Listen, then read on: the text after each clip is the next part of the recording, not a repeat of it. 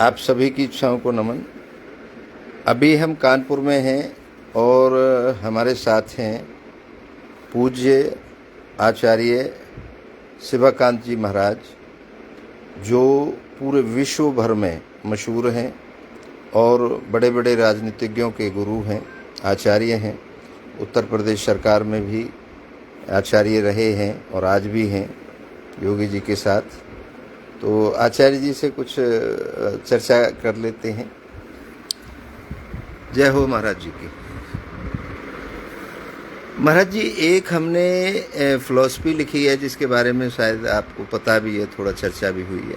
उसकी यात्रा होने जा रही है भारत में, पूरे 108 पड़ाव होंगे। तो उसका आधार जांचने के लिए हमने वो यात्रा रखी है। ऐसा होता है कि किसी ने भी कोई शास्त्र लिख दिया और उसको पब्लिश कर दिया और लोगों को पढ़ना मजबूरी हो जाती है, मानना मजबूरी हो जाती है। लेकिन ये पहला एक ऐसा टाइम हमने विचार किया है कि पहले उसकी प्रमाणिकता जांच लें। जब सब लोग प्रमाणित कर देंगे कि वो सत्य है, तब उसको हम जनता के हवाले करेंगे। तो ये ठीक रहेगा या हमें छाप करके डायरेक्ट दे देना चाहिए जो हमने लिखा है वो ठीक है? नहीं, अच्छा कर रहे हैं आप। अनुमान प्रमाण क्रिया फिर सिद्धि, मतलब जो आपने किया उसका लोगों ने प्रमाणित कर दिया कि नहीं ये ठीक है जी। फिर उसको सिद्धि की ओर जाना चाहिए। आपको सिखाइए आप, अच्छा रहेगा। थोड़ा जोर से, आवाज़ कम आए। मतलब ये आप बहुत अच्छा, आपका विचार उद्देश्य जो भी है बड़ा उत्तम है कि आप जो करने जा रहे हैं पहले ही पब्लिक में बताए दे रहे हैं कि हमारा ये है। हाँ। आप देख लीजिए ये खरा है या नहीं है, ये आपके उपयोगी है या नहीं है। तो उसको लोग परखेंगे और वो अपनी भी टिप्पणी देंगे, आपकी भी सुनेंगे। जो उसमें उनके अनुकूल नहीं लगेगा तो उस संबंध में वो कहेंगे, जो अनुकूल लगेगा उसे वो उस संबंध में कहेंगे। तो ये तो बहुत अच्छा काम आप कर रहे हैं। और जैसा कि आपने बताया कि यात्रा के माध्यम से लोगों से मिलेंगे, जगह जगह पड़ाव हमारे होंगे और वहाँ चर्चाएं होंगी, तमाम शास्त्रार्थ होंगे, विद्वानों का आगवागमन होगा। तो एक बहुत अनूठी चीज़ है और नई चीज़ है। और ये जो आप आगे घोड़ा लेकर के चल रहे हैं और विजय श्री का घोड़ा, ये एक अनूठा है। लोग आकर्षित भी होंगे, जुड़ेंगे भी और यात्रा बहुत ही अनूठी होगी। महाराज जी, इसमें एक चीज़ और हमने रखी है कि व्यक्ति अपनी इच्छाओं की पूर्ति के लिए पूरे जीवन भर भागता है। अब जो इच्छा पूरी हो जाती है उसमें आदमी को सुकून हो जाता है कि मेरी ये इच्छा पूरी हो गई, सुख महसूस करता है, संतोष महसूस करता है। और कुछ इच्छाएं पूरी नहीं हो पाती, उनसे आदमी विचलित हो जाता है, दुखी हो जाता है। तो हमने इस यात्रा में एक और भी चीज़ रखने का वो किया है कि हम एक इच्छा पूर्ति बॉक्स रखेंगे।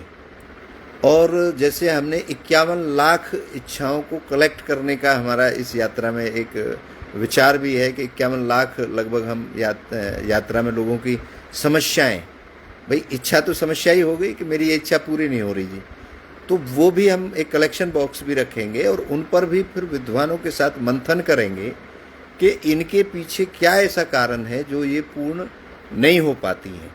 और हमने तो गणित लिखा ही है इसमें कि इच्छाएं क्यों पूर्ण नहीं होती, आदमी कहाँ भटक जाता है, कहाँ पर वो मिस कर जाता है जो इच्छा पूरी नहीं होती। क्योंकि जो इच्छा ने जन्म लिया है किसी के भी विचार में, उसने पूर्ण होने के लिए जन्म लिया है। वो पूर्ण करे या ना करे वो उसकी ताकत है, उसको अधूरा छोड़ दे। तो इसमें जो हमने मूल जो लिखा है वो यही लिखा है कि पूरे जीवन का चक्र इच्छा और पूर्ति है, इसके अलावा कुछ नहीं है। पूर्ति क्यों नहीं हो पाती है उसका गणित भी लिखा है इसमें।